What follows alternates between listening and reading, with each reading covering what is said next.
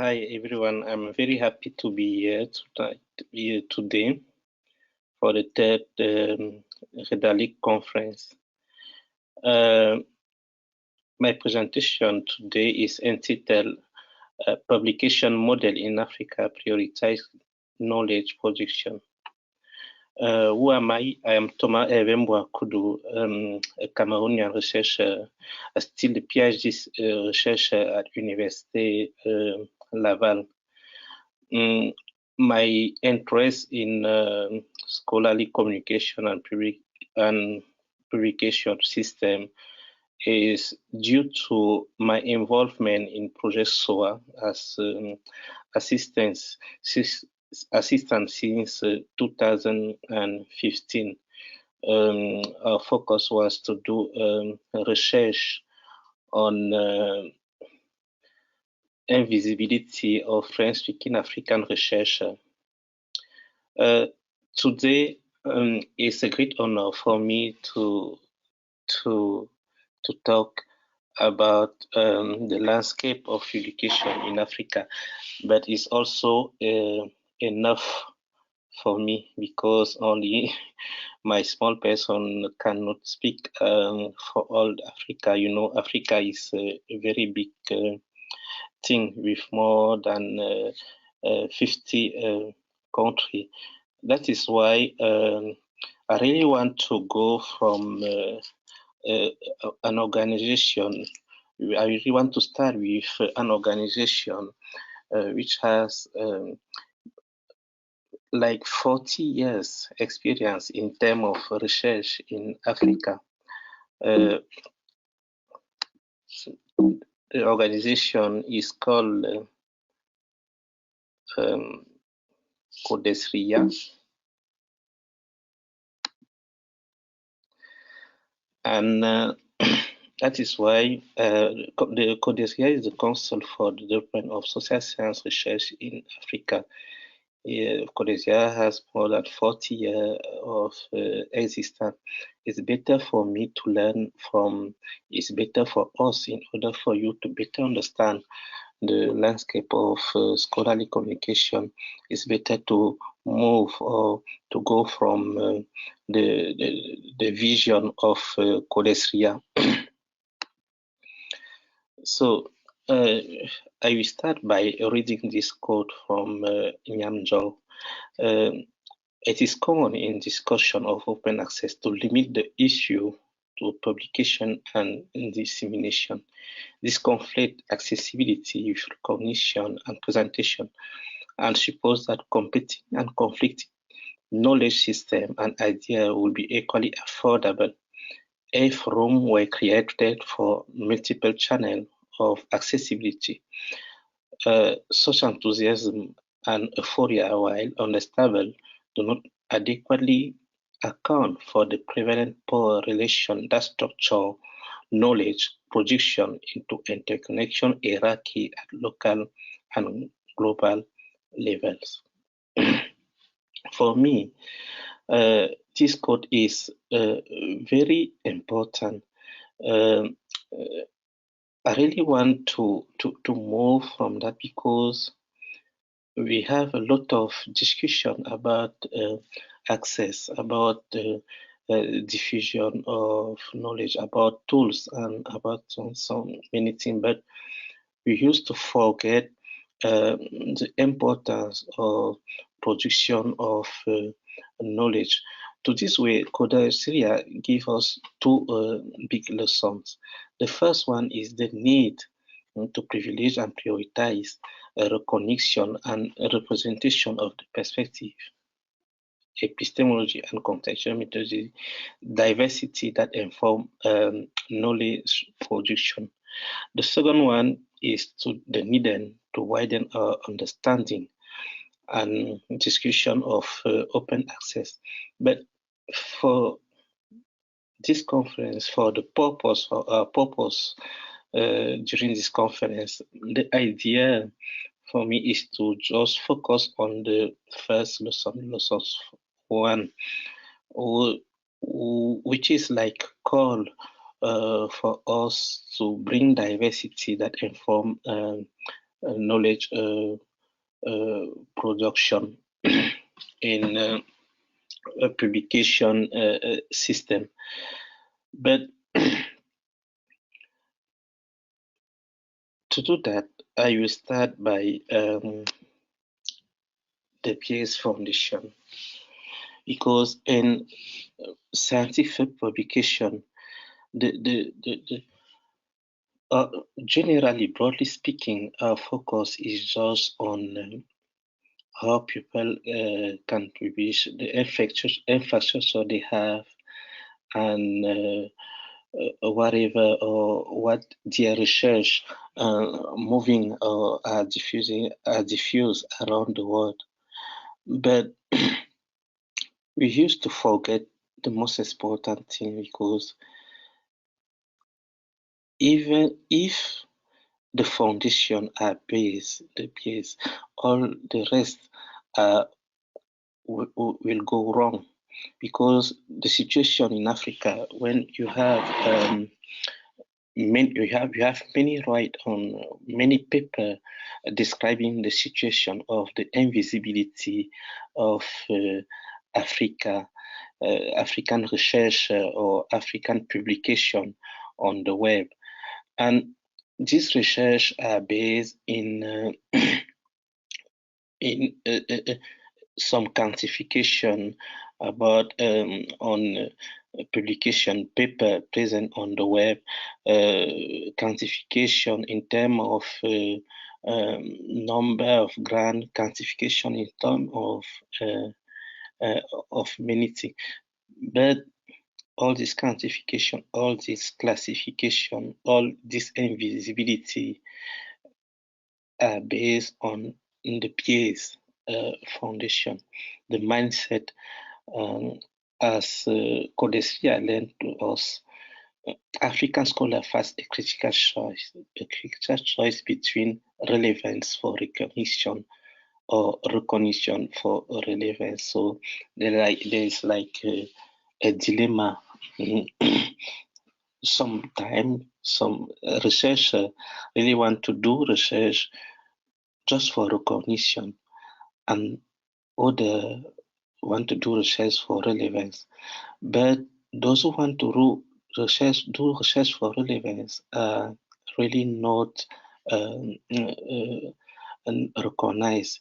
The environment, the local environment don't allow them to be exposed, and that is why many of them go to write paper or to publish just for recognition.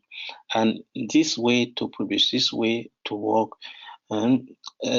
has a very bad impact in our mindset, since our book are really not, or our publication are really not related to our context. Our paper don't show the reality of our continent, and this is also what we call like epistemic alienation, and because in the paper you cannot really see the reality of the paper of Africa.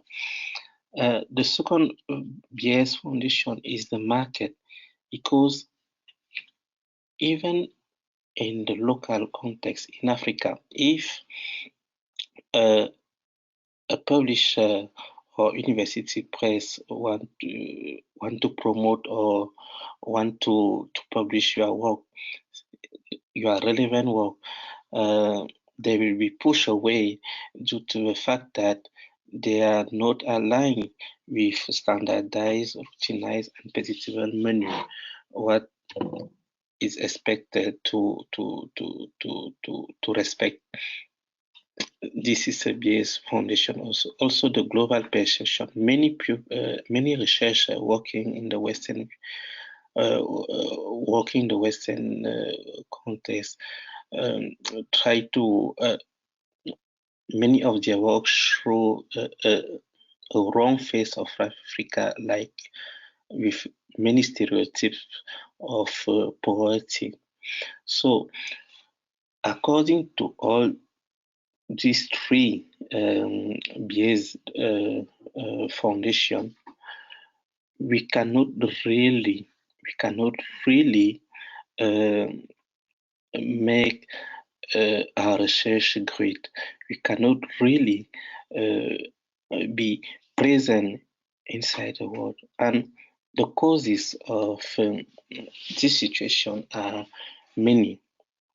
We can have local causes to this situation, because that is why we call in projet soit cognitive injustice or epistemic alienation.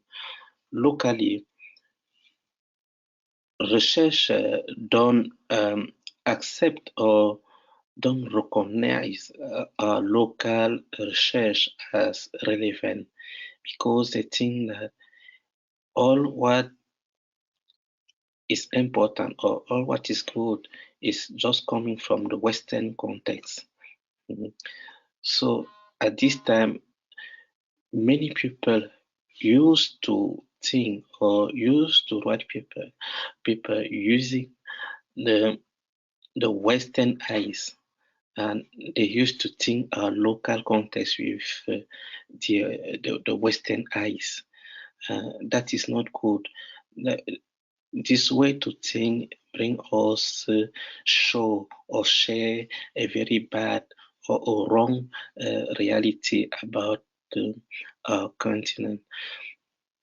Another problem is also the language of publication, as I'm sure is the same in Latin America, because the big or the most used language in scholarly communication is English.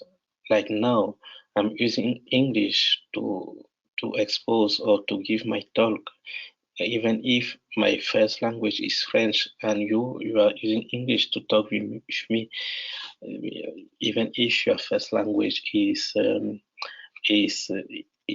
Spanish. Why local? Because all this language, even Arabic, even French, even English, even Portuguese or Spanish in Africa are colonial language. We have our own local language, but we are not using this language. We are obliged to use this colonial language in order for us to communicate or to share our knowledge. If you take inside Africa, there is no communication due to this language barrier between, there is not much communication due to this language barrier between French-speaking African country and English-speaking African country. But at this time, the question is, since all these languages are colonial, should we fight one colonial language to another colonial language? This is a very big dilemma, because as a French speaking, I cannot fight French or fight English for French, or vice versa, because all these languages are colonial. But it's true that this language barrier has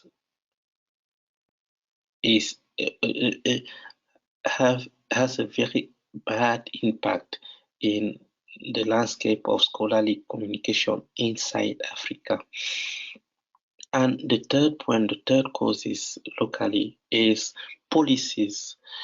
Policies used by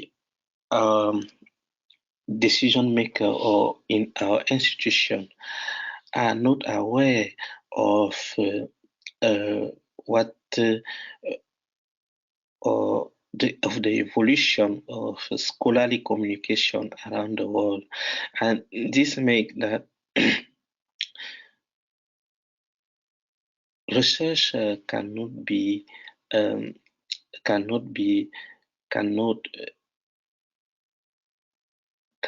don't feel well to work.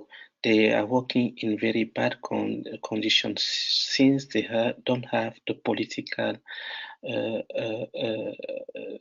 support. Thing like open access publication, since the institution don't know what it is really, even if the researcher want to publish in open access, he will not be able due to this lack of policy support. So at the global level, there is also a big cause due to market with what is global, the world system of academic knowledge, and with the center of power and semi-periphery and periphery. And since African research are in the periphery, so it means that African research are invisible. They are not taken account in the world system because we are just in the periphery. In order to remind you, African just produce like 1% of the worldwide production of knowledge. And this is not true because this quantification is based on some systems, some standard, which doesn't take in account the language factors, the language factor, or all the physical production present in our universities. So this is a very big issue in the continent, in the scholarly communication. Perspective can be seen for the future of scholarly communication in Africa. What can we do? As I said at the beginning, the main important thing is not to focus on infrastructure, on equipment, or on access. In Africa, we should focus first in knowledge production.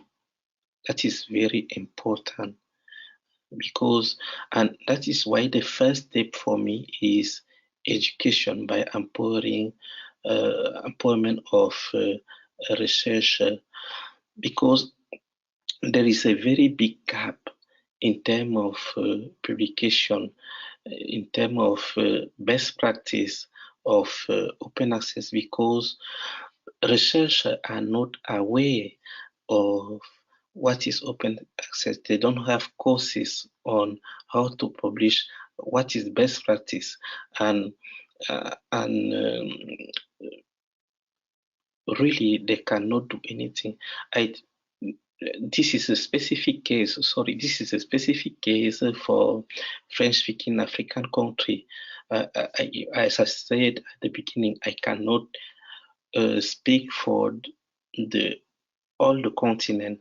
So, in French-speaking African country, we don't have courses in our curricula where we are able to learn how to publish in open access, how to what is open access, best practice of open access, how to adopt best practice of open access. So for me, we can focus on this on this training in order to give research these tools to be able to produce endogenous knowledge. And this can take a very long time also, and that is why also communication is very important. Communication inside the continent, communication at the national level, because sometimes in the same country, if you are taking the case of Cameroon, in the same country, many researchers are working in the same field, but they don't know what the other researcher is doing because there is no communication inside one country, and there is also no communication inside in terms of language, because what French-speaking people researchers are doing, English researchers really don't read what they are doing. And at the continental level, we should also focus on policies, make or build policies sensitive to open access, build policies which can make researchers feel comfortable to produce knowledge, build policies according to our reality,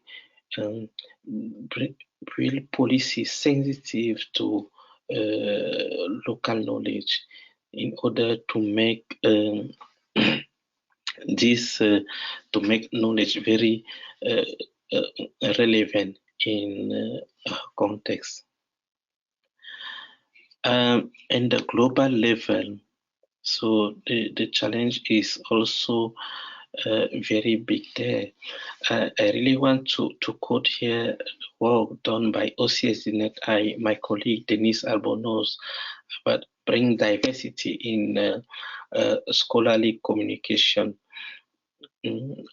because as she said, diversity leads to stronger knowledge sharing. Diversity leads to stronger knowledge sharing means what? For me, diversity is first to accept the other one. Accept that you are not alone. Accept that you can get contribution from everywhere around the country, around the continent, around the world. Diversity is to be aware that all knowledge are equal. Diversity for me is very important in order to change the landscape of scholarly communication in Africa, in global south, and around the world. And the fact to recognize local knowledge or indigenous knowledge make research be confident. Be confident. They said they make researchers trust in themselves. And collaboration also can be very important to establish a stronger partnership. In Latin America, and in Africa, we should learn from Latin America. I saw how Redalyc and Glasgow, for example, join effort to make research visible. But we can also do this kind of collaboration inside our continent and across the continent. Why not should we do this kind of collaboration between Latin America and Africa? It can be very helpful in order for us to share our knowledge and to discuss easily. In terms of inclusion and diversity, we need tools. I will just take the case of language. The case of language. Language, as I said, I cannot fight a colonial language for another colonial language. So for me, we should try to build tools which can make us or which can allow us communicate in our diversity. For example, Spanish, French, Arabic, a tool which can allow us to discuss or to share what we have, tools who can facilitate translation